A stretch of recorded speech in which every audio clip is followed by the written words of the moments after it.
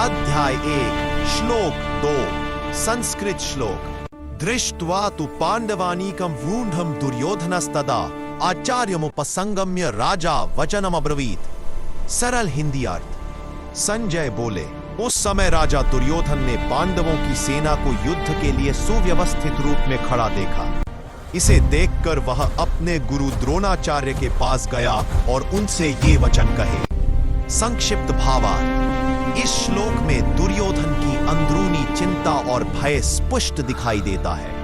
पांडवों की संगठित और शक्तिशाली सेना को देखकर उसका आत्मविश्वास डगमगा जाता है। इसी भय और असमंजस के कारण वह सीधे अपने गुरु द्रोणाचार्य के पास जाकर उनसे बात करता है। यह श्लोक हमें सिखाता है कि जब मार्ग अधर्म का होता है तो मन भीतर से कमजोर हो जाता है। नमस्कार दोस्तों, आज हम भगवत गीता के पहले अध्याय के दूसरे श्लोक पर चर्चा कर रहे हैं, जहां संजय उवाच आता है।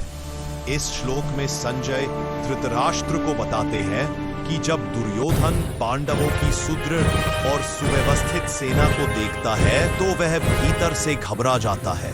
उसे यह आभास हो जाता है कि युद्ध आसान नहीं है। इसी भय और असुरक्षा के कारण वह सीधे अपने गुरु द्रोणाचार्य के पास जाकर उनसे बात करता है।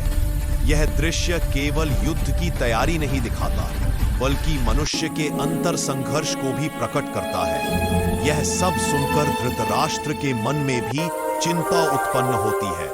वह भीतर ही भीतर समझ जाता है कि यहाँ जो कुछ भी हो रहा है उसका मूल कारण पुत्र मोह है।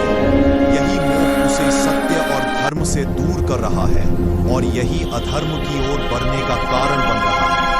गीता हमें यहाँ यह सिखाती है कि जब मोह बुद्धि पर हावी हो जाता है तो सही और गलत का भेद मिटने लगता है और फिर विनाश का मार्ग स्वयं खुल जाता है।